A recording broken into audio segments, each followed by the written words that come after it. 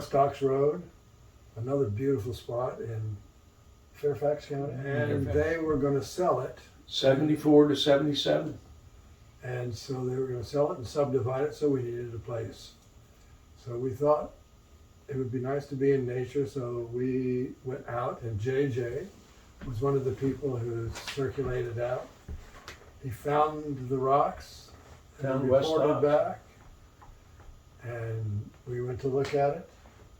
And Mr. Hoover, who owned it at the time, relative of J. Edgar, by the way, Nephew of J. Edgar Hoover, actually. he not only sold it to us, he financed it. We did not have to go to banks and that's all she wrote. And it was 17 hippies moving into a house, and his lawyer at the last minute tried to talk him out of selling it to us because, it could be shaky, you could lose money, or, I could lose money. And his lawyer really tried to talk him out of it, but he said, no, they're nice folks. And I think we were nice folks, we were greenhorns when it came to country living.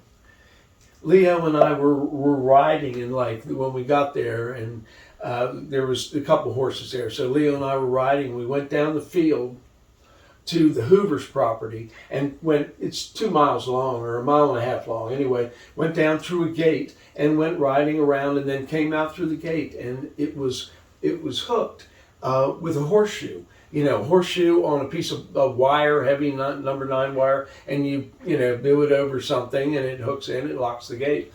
Well, Leo and I went through and we didn't lock it really. We fucked up.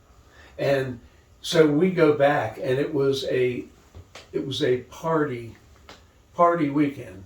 And we go back, and all the cattle go into his field, and it's got, corn this high, so they're trampling 70 head of cattle.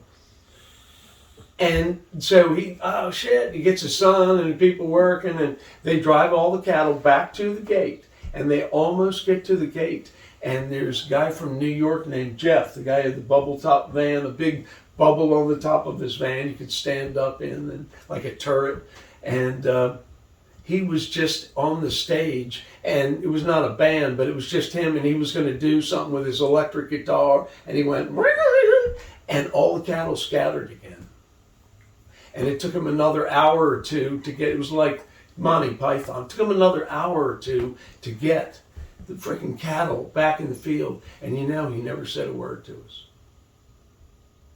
He knew we were greenhorns, but his son, Huey, who was our friend, and he told us about it later, that the old man hadn't been too happy, but He never brought it up. But he never really brought it up to us as you greenhorns. It was like Green Acres, making mistakes, right? Yeah. Farming was not the biggest, but there was farming. Dave was a major farmer. Yep. But we never made it. We never made it enough to all eat, or never made it enough to sell enough. Although Dave did sell. And I sold pumpkins off of them. Which Linda and I had goats. Yeah. And we got up to 13 or 14 goats, and sold milk and sold the calves for meat. Right. We had pigs were there. We had a couple of horses, 3 horses.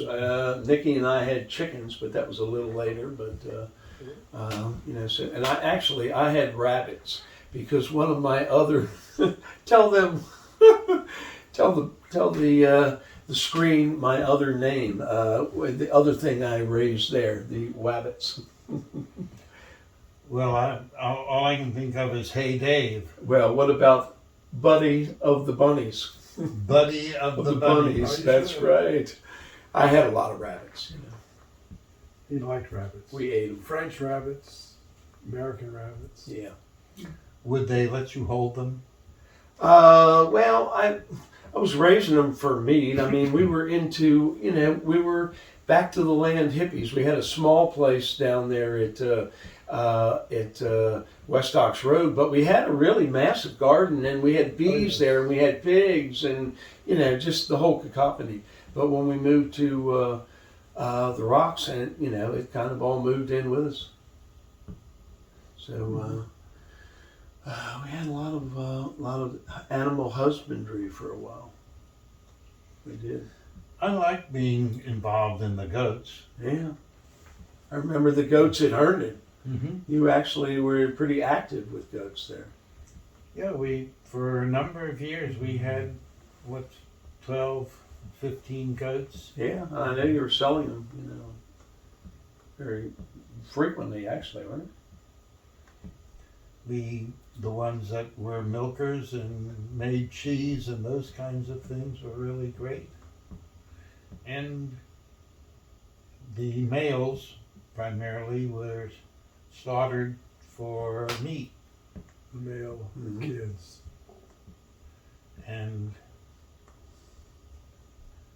you learn to tan the hides, all that stuff is if you're going to be a herds person, and you find out what that means for life and death. That's right.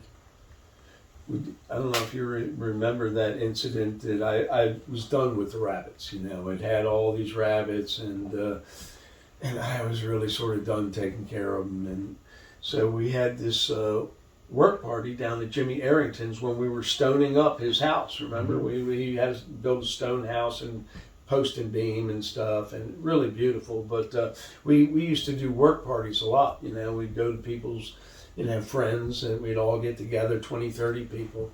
It's also probably a cool way to meet girls or guys. But anyway, so I took all the rabbits down there, and there were like 20 or 30 people there, and I did them all in, and we had an enormous rabbit roast, a feast, up at Leslie and Bill's. So we did some animal husbandry that we were using the stock up. That's always been. There are lots of kinds of tribes. There are no animal tribes and tribes that animals are part of their husbandry. It's interesting they call it husbandry, Not wifery. not whiffery. Yeah. Whiff. Yeah. Hooray. I love it. I actually really love that.